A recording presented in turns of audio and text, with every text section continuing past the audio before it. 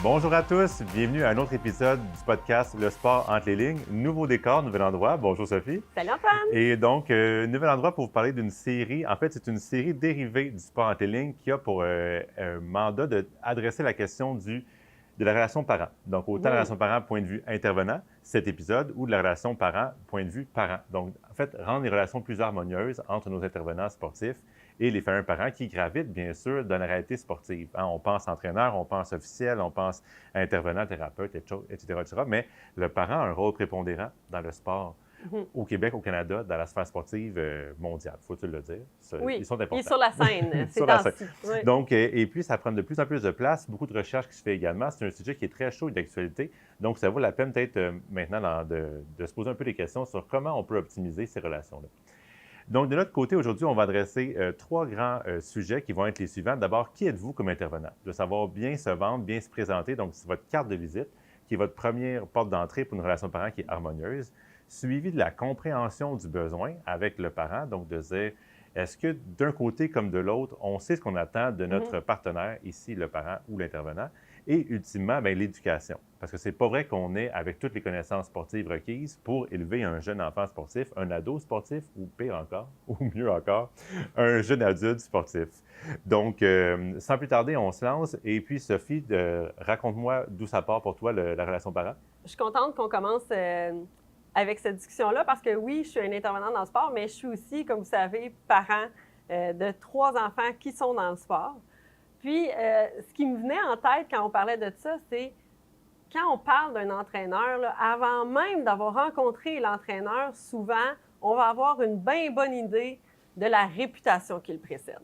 Tu sais, lorsque je me fais dire, par exemple, bon, bien, maintenant, cette saison-ci, ça va être tel entraîneur qui va être avec ta fille, je le sais, là. Je sais à quoi m'attendre. Je sais qu'est-ce qu'il faut que je dise, qu'est-ce qu'il ne faut pas que je dise. Ma fille aussi, ça se voit dans sa face, là, qu'elle va être comme Une certaine anticipation. Oui, c'est ça. C'est elle qui va m'entraîner. OK, tu sais. Puis, bref, je sais que toi, comme entraîneur, tu fais partie de ceux dont la réputation précède, Antoine. Je voulais savoir, comment tu as fait ça? Comment tu as fait pour que ta réputation te précède quand tu arrives? Et j'espère qu'elle me précède en bien. Et tu vois, curieusement, je pense des fois qu'elle me précède différemment selon la sphère où on évolue. Donc, la perception des familles, des gens dans la communauté sportive ou dans nos clubs, des fois, avoir une opinion teintée de moi, de par mes engagements, de par un peu ce que je dégage dans tous ces rendez-vous-là sportifs ou médiatiques. Et de l'autre côté, bien, j'ai une réputation qui me précède, bien sûr, à l'interne, dans ma propre organisation sportive, où là, carrément des athlètes que j'ai entraînés avec le bouche-oreille vont parler des fois aux petits frères, à l'ami d'eux, à l'autre famille, dans le programme. Donc, ces choses-là se savent. Je te dirais qu'il y a deux grandes façons qui vont venir teinter, deux grandes choses qui vont venir teinter la réputation qui nous précède, c'est-à-dire d'un point de vue explicite. Donc, comment on se présente? Notre philosophie de coaching, mission, vision, valeur. Donc, pourquoi tu te lèves le matin pour coacher? En quoi tu crois? C'est quoi ta vision à long terme du sport? Quelle couleur tu veux donner à la pratique sportive quand tu entraînes? Et évidemment, tes valeurs, ça va de soi. Donc, c'est un thème plus universel, mais en quoi tu crois profondément? Oui, personnellement, mais bien sûr, dans ton coaching comme tel. Donc, ça, c'est déjà ta première carte de visite. Elle est explicite, donc on la nomme. Et ça, c'est rencontre de début de saison, tu prends le temps de le nommer. Ça, c'est tes communiqués écrits, c'est un peu ce que tu valorises aussi en fin de saison, au gala, par exemple, ou au trophée que tu remets, ou au prix, par exemple. Donc, tout ce que tu promouvois, tout ce que tu exprimes comme valeur, comme vision, tout ça, ta réputation va te précéder de façon explicite. Parce qu'après, ça ricochette. C'est ça. Fait que c'est à force de présenter tout le temps ta philosophie, ta façon d'entraîner, puis le dire explicitement aux parents. Après ça, il faut que ça suive aussi, là, dans Exactement. la saison. Donc, ça, c'est le volet super explicite, mais l'autre façon, et tu me passes bien la balle, c'est le volet implicite. Donc, les actions. Ce que tu poses, ce que tu défends, comment tu réagis. Donc, par exemple, si je dis que moi, je crois au calme et à la gestion du stress, mais que je suis super bouillant en compétition, puis que je saute une latte aux 10 minutes, bien, c'est sûr que je deviens moins crédible dans ma posture de gens qui croient au calme, par exemple. Donc, évidemment, il faut, comme diraient les anglophones, walk the talk. OK? Il faut que les bottines suivent les babines, en bon français. Donc, tout ce que tu prêches, tout ce que tu défends, il faut l'incarner. Et ça, je pense que c'est ça qui construit le plus ta réputation sur le long terme. Puis en même temps, c'est prouvé, même en psychologie avec les enfants, c'est la cohérence. Tu sais. Oui. Si tu as une cohérence dans la façon que tu entraînes, dans la façon que tu te présentes à chaque entraînement, avec les parents aussi, bien, c'est sûr que ça va solidifier une réputation. Ils vont savoir à quoi s'attendre, puis ça va vraiment amener de plus en plus les comportements que toi, tu souhaites. Là, tu sais. Exact, exact. Je pense que cette cohérence-là, elle doit être à 360 degrés. C'est là que c'est le plus fort, que c'est le plus pertinent, c'est-à-dire ta culture sportive générale, donc Ouais. les sports d'équipe, les sports individuels, le sport que vous pratiquez. Après ça, ton organisation sportive, ton club, ton association, peu importe. Et ultimement, toi, l'entraîneur. Donc, si tout ça s'aligne sur le plan des valeurs, bien évidemment, après, c'est super facile d'intervenir, puis tu attires aussi des bonnes personnes. Ouais, c'est Donc, ça. le parent sait à quoi s'attendre. Donc, pourquoi on met tout ça en perspective avec la relation parent, c'est que si les attentes sont claires, donc je sais dans quoi je m'embarque avec ce coach-là, bien après, tu as un gros morceau de fait, C'est un du gros moins, morceau de fait. au niveau de la relation parent. Donc, tu Pas les tout, par rencontres. exemple. Là. Oh, À chaque début de saison, même si tu as la majorité de tes enfants que c'est les mêmes parents, tu refais une rencontre de début de saison avec la philosophie, à quoi s'attendre pendant la saison. Oui, oui, à chaque saison, il va y avoir, comme on représente au moins une diapo, tu sais, qui suis-je, en quoi je crois, un peu me pédigré sommaire. Comme moi, je le fais une fois par année, c'est là, manquez-les pas. Et puis après, bien, les valeurs, je pense que ça devient aussi plus pertinent quand tu les exprimes avec des exemples concrets. Ouais. Tu sais, il faut les rendre concrètes, constructives. Actionnables. Actionnables. Très beau mot, Sophie, merci. Actionnables pour les différentes familles. Comme ça, alors de là, ça devient facile autant pour l'athlète que pour le parent de savoir à quoi s'attendre. Oui, ça, c'est super important. Puis c'est quelque chose qu'on enseigne aussi aux entraîneurs, où est-ce qu'il y a une valeur, surtout pour des jeunes, quand même que tu dis le respect, c'est très intangible. Il faut que ce soit de dire, bien, nous, ici, on prône le respect dans le cadre de nos entraînements ici, ça veut dire arriver à l'heure. Je donne un exemple. Ne pas parler, ne pas crier après ton entraîneur, mais c'est de tout mettre les actions en dessous des valeurs qui vont rendre tout ça explicite. Là. Assurément, assurément. Et puis après, bien, une fois que la table est mise, ça, c'est un peu comme préparer le terrain. Tu sais, on a mis, comme on dit, on a mis la table, mais à un moment donné, il faut souper. Oui, c'est ça. Donc, une fois qu'on est dans l'action comme telle, c'est là, par contre, que la communication au quotidien prend son sens différemment. Et là, je pense que toi, en tant que parent de jeunes athlètes, tu vis des situations des fois, et c'est drôle parce qu'on s'en parle en préparant le podcast, mais moi, je le vis toujours à l'inverse, donc dans nos postures différentes. Comment ça s'exprime? Raconte. Bien, c'est important parce que moi, par exemple, un des clubs d'une de mes filles, c'est très clair, la philosophie, justement, les valeurs. On sait à quoi s'attendre au début de saison. Ça ne veut pas dire que la communication va être plus facile. Il faut continuer de communiquer constamment. Ça va être le nerf de la guerre. Puis ce que je me rends compte, c'est que la communication, nos visions sont tellement différentes qu'elle n'est pas toujours facile. Puis tu sais, une anecdote bien classique, puis c'est que par exemple, moi, mon enfant, là, ça fait 3 semaines. Je vous mets dans la perspective, là, ça fait 3 semaines qu'on pleure à chaque semaine, stressé par une routine spécifique. Là, on en parle matin, midi, soir, c'est juste de ça qu'elle parle. Là. Ça l'envahit de stress. Un mouvement, je connais ça moyen. Fait que là, moi, j'essaye le mieux que je peux de diminuer le stress. Donc, j'arrive à l'entraîneur avec ma question anodine, puis je lui dis simplement « Hey, dans cette routine-là, ce mouvement-là, il est-tu nécessaire? On peut-tu l'enlever? » Oh, là, je suis quand même entraînée, moi, par ça. Là. On est dans le corridor, j'ai le manteau, puis malgré ça, là, je vois sa face changer. Là. Puis là, tout de suite, j'ai le cue que j'ai dit quelque chose qui faisait pas son affaire, pas en tout. C'est sûr, c'est sûr. Moi, je me place dans la position de l'entraîneur, puis je suis un peu comme dans ce contexte, j'entraîne un sport acrobatique qui n'est pas nécessairement les sports les plus connus du grand public. Et souvent, je dis en blague, je remercie le ciel de ne pas coacher du hockey. Parce que tout le monde connaît ça, moi le premier. Je veux dire, on n'aurait pas de problème à coacher ça. J'exagère, jamais je le ferais, parce que j'ai beaucoup trop de respect pour mes collègues qui ont une expertise là-dedans. Mais ceci étant dit, on a un peu moins de gérant d'estrade, mais une question comme ça, c'est super confrontant. Ta question qui est bienveillante, du moins je l'imagine, qui veut dire pour toi, aide-moi, ma fille me préoccupe. Oui. Moi, tout ce que j'entends, c'est oh mon Dieu, elle pense que je ne suis pas un bon coach. Oh mon Dieu, elle veut gérer la routine. Oh mon Dieu, elle pense qu'on l'échappe. Tu as pris une mauvaise décision de mouvement. Exact, exact. Donc, je me remets en question. Une insécurité qui revient. D'où, je ne sais pas, des plus jeunes entraîneurs, il y avait question de relation d'âge. Et évidemment, quand tu as début vingtaine, tu entraînes le parent qui en a peut-être 35, 40, 45, qui te remet en question. Il y a une dynamique de parents et d'enfants qui s'installe, même si ce n'est pas ton parent. C'est bien spécial. Oui, mais avec bien, le temps, ça s'efface un peu, mais il reste le doute quand même de ton client n'a pas l'air satisfait et remet en puis question. l'importance du contexte, là, moi, dans ce contexte-là, en plus, son client, elle sait qu'il travaille dans le sport, qu'il fait des podcasts pour Sport Québec. Fait que la question peut venir comme « Oh, là, et tout de suite, elle vient sa défensive. » Puis tu sais, c'est là l'importance de tout de suite aller aux besoins. Puis là, moi, je l'ai vu, comme je te dis, j'ai vu réagir dans ses yeux. Fait que tout de suite, je me suis dit « Oh mon Dieu, je n'ai pas exprimé mon besoin. » J'ai reformulé en disant « Écoute, ta routine, je ne veux pas la changer. Je veux dire, c'est toi l'expert de la routine. Moi, ce que je veux juste te dire, c'est qu'elle n'endort plus là, à cause de ce mouvement-là. Puis je ne sais pas comment calmer, dans le fond, son inquiétude. Est-ce que tu peux m'aider au moins à relativiser puis calmer l'inquiétude? » Puis tout de suite, ça a changé l'atmosphère, là. Ah, certainement. Je pense que ta fille, peut-être qu'elle comprend moins bien l'impact du mouvement. C'est pas grave si on le rate, mais ça vaut la peine de le faire. Tu sais, le risque de le rater en vaut déduction, pas. machin. Oui, de déduction, ça fait machin, blablabla. On a une belle discussion, on inclut ma fille, le stress tombe.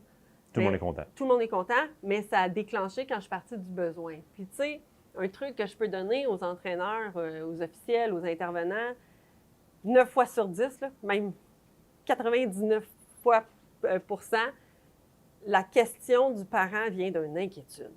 Ça ne vient pas d'une critique, d'une menace, ça ne vient pas d'un défi, ça vient d'une inquiétude. On est constamment inquiet. Donc, d'essayer d'aller comprendre le besoin ou l'inquiétude derrière la question, là, de reformuler dans la façon de voir la situation dans sa tête tout de suite en partant avant de répliquer. Puis, savez-vous quoi? Si vous ne comprenez pas le besoin, demandez-le. Ah, OK, je comprends ton inquiétude. Maintenant, c'est qu'est-ce que tu veux savoir? Ça serait quoi le besoin derrière ça? Poser une question peut-être pour éclairer plus. Comment je peux t'aider aussi, Ben? Oui. Et qu'est-ce qui vous rend si inquiet? Bien là, je dis vous étant Oui. les parents, mais tu incarnes le parent ici. L'inquiétude vient de où, généralement? Oui. Qu'est-ce qui te rend inquiet? Bien, du mouvement, c'est mon enfant n'est pas heureux, elle va-tu se blesser? Si elle tombe en compétition, elle va pleurer pendant 3 jours. Comment je vais récupérer ça? Comment je vais récupérer ça? Qu'est-ce que je vais lui dire? Oui, c'est ça, exactement. Le pointage, à la limite, je ne le connais même pas. C'est plus l'affectif. Comment je vais gérer l'affectif dans l'auto? Je ne veux pas l'avoir pleuré. Ça brise mon cœur. Fait que, c'est tout ce tourbillon-là. Et ce que j'entends dans tes propos, c'est que sous plusieurs couches d'inquiétude, il y a, au fond, l'enjeu primaire, c'est le bien-être de l'enfant. Oui. Et ça, curieusement, le coach vit la même chose. On travaille avec ces petits trésors-là, jour après jour. Tu sais, un nombre d'heures assez avancé par semaine. J'ai toujours trésor parce qu'il faut savoir dire au coach que les jeunes sont précieux. Ça, c'est pas le même trésor que le tien, mais c'est des petits aides qui sont précieux. Et puis, comme coach, évidemment, on met à l'avant-plan leur bien-être en premier lieu, en tout temps. Donc, de la même façon que nous, quand on va dire à un parent, on va dire ta fille a l'air un peu fatiguée ces temps-ci, puis que toi, tu reçois, voyons, il pense que je suis un mauvais parent, qu'on fait un rumba tous les soirs, moi, qu'on est parti. Moi, je cette phrase-là, Antoine, je l'haïs. Qu'est-ce que tu veux que je fasse? J'y frotte le dos avant qu'elle s'endorme. J'essaye de lever le plus tard. Fait, mais c'est le même réflexe que toi, tu as reçu quand je te dis ce mouvement-là, il stresse ma fille. Comme on dirait qu'on a le réflexe d'être à la défensive, mais... C'est pourtant ce qu'on s'aimait. Ben oui, c'est ça. On a les deux le même objectif. Le bien-être de l'enfant, oui. Exactement. Et aussi, une fois qu'on part de là, tous les deux, aussi, les couches superflues émotives de la conversation, on peut le laisser passer, surfer dessus, puis aller à l'essentiel. C'est comme comment on peut rendre l'enfant le mieux possible dans sa pratique sportive, dans sa réalité familiale. C'est ça. Puis arrimer nos besoins ensemble. Et je pense qu'une des façons d'avancer vers cet objectif-là commun, ça passe aussi par l'éducation. Oui, fait communiquer le besoin et éduquer. Exact. Puis quand on parle d'éduquer, on parle de nous, comme intervenants, éduquer nos familles, éduquer nos parents à ce qui peut devenir essentiel comme information pour bien faire leur rôle de parent. Oui. Moi, je pense souvent avec beaucoup de tendresse à ma mère qui était, elle avait fait du piano, elle allait à l'école, machin, mais le sport organisé, le sport de compétition, c'est quelque chose de nouveau pour elle. Puis, on se couche quand, on mange quoi. Tu sais, est-ce que tu cuisines quelque chose? Ben, elle ne savait pas, tu sais. Puis il y a peut-être 2-3 bonnes idées quand même dans le truc, tu sais, qui auraient été pertinentes. Fait que cette éducation-là bienveillante, qui peut être à la fois très formel. Donc, Ouais. ça coûte pas cher des fois de faire des petites capsules aux parents ou de leur transmettre des vidéos ou un document de référence ou de préparer un PDF ou peu importe. Donc, des guides, des choses qui vont les outiller pour bien faire leur travail et donc vous décharger de plein de questions par le fait même. Donc, moins d'enjeux de relation et ou de façon informelle parce que chaque petit contact avec le parent, c'est une occasion de l'éduquer. Les questions, les réponses, les enjeux. Oui. Tout ça. Chaque petit contact, puis ça, je veux le répéter parce que c'est important. Attendons pas la réunion de parents avec le webinaire de 2 heures.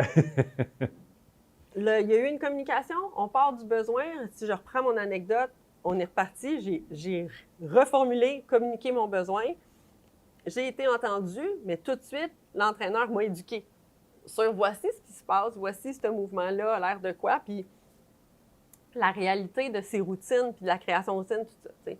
Sans se justifier, juste l'éduquer. Puis en même temps, c'est pas parce qu'un parent est très impliqué qu'il comprend l'ensemble de la situation, de la structure d'une saison, ça a l'air de quoi. Il a l'air bien impliqué, mais ça se peut là, que lui, il a des bribes d'informations qui viennent de l'enfant. Puis des fois, c'est plusieurs coups d'avance. Dans ma réalité, là, une des compétitions qui est biannuelle, ce sont les Jeux du Québec. Oui. Donc, évidemment, coup classique de la famille qui se book un voyage en Floride dans la semaine de relâche. Puis tu dis, bon, cette année, c'est les Jeux du Québec. Oh, on n'est comme pas là, mais c'est ton candidat numéro 1. Donc, ça, comme coach, c'est absolument irritant, mais est-ce que j'ai éduqué mon père? Est-ce que j'ai à l'avant-plan mentionné quelque part dans l'aventure que peut-être que son jeune pourrait être pressenti pour les Jeux? Comment on se qualifie? Ultimement, c'est la faute à qui? Bien, sans dire que c'est la faute de personne, mais comment on peut faire mieux une prochaine fois? Bien, c'est l'éducation. C'est de dire, voici notre pool de candidats pour 2027, les Jeux, tel endroit. Et puis ça devient plus tangible. Puis on peut s'échanger 2-3 questions sur est-ce que la Floride en mars 2027, c'est une bonne ou une mauvaise idée, par exemple. C'est ça. C'est de le prendre d'avance, puis en même temps, d'éduquer aussi sur... Il va y avoir des moments où on ne sera pas là. Il va y avoir des moments où le parent est en... C'est quoi le contexte aussi? C'est-tu des parents séparés? Est-ce que l'enfant gère avec justement 2 systèmes de vacances? Est-ce que c'est des parents qui sont tout le temps en voyagement puis qui sont rarement là, puis il faut justement qu'ils planifient d'avance? Donc, c'est important de comprendre le contexte familial aussi. Puis après ça, bien, se prendre d'avance parce que c'est facile de dire, bien voyons... pourquoi tu as booké ce voyage-là? Mais peut-être qu'eux, ils ont eu à aligner 8 horaires. Là. Que c'était les seules vacances, puis que c'était le moindre de leurs soucis, l'horaire du sport, parce que c'est tellement loin dans la liste à considérer pour partir en vacances que s'ils ne l'ont pas écrit en gros, ils n'y penseront pas. Tu sais. Exact. Puis nous, on est dedans tous les jours, puis on baigne là-dedans, puis on est obsédé par ces choses-là. Oui. Eux, ils ont vraiment d'autres choses à gérer une fois rendus dans l'auto, puis à retourner à la maison. Oui. Puis je pense que l'éducation, tu sais, souvent, comme entraîneur, on veut pas, ou même comme officiel, on ne veut pas se laisser aller à trop éduquer, de peur qu'on se fasse substituer, tu sais, que le parent prenne justement un rôle de coach de substitution, coach de remplacement ou de jouer au coach. Le but de l'éducation, c'est pas ça. C'est plus d'outiller le parent dans sa fonction de parent, parce que le rôle principal reste le rôle affectif, et ça, on en reparlera abondamment dans un prochain épisode sur la relation parent. Pour les parents, à suivre, c'est quoi votre rôle? Exact. Donc, dans notre deuxième épisode de 2 sur la relation des parents. Pour aujourd'hui, ça boucle la boucle. Donc, merci Sophie pour ta présence comme chaque fois. Si je résume un peu notre séance, du point de vue de la relation parent, dans la posture de l'intervenant, pensez à bien savoir qui vous êtes, donc bien vous présenter, mission, vision, valeur, philosophie de coaching, etc. De savoir bien comprendre le besoin de votre parent et peut-être également éduquer à ce qu'eux comprennent votre besoin d'entraîneur et votre réalité. On en reparlera dans un prochain épisode. Et ultimement, de penser à l'éducation. Donc, l'éducation formelle, informelle de nos membres pour générer plus de compréhension et une meilleure symbiose et un meilleur travail en équipe dans la réalité. Exactement. Donc, pensez aux besoins. On communique sur le besoin. On communique sur le besoin et on se rappelle que la communication est constamment une occasion d'éducation. Et sur ce, bonne relation parent à vous. Merci. Merci.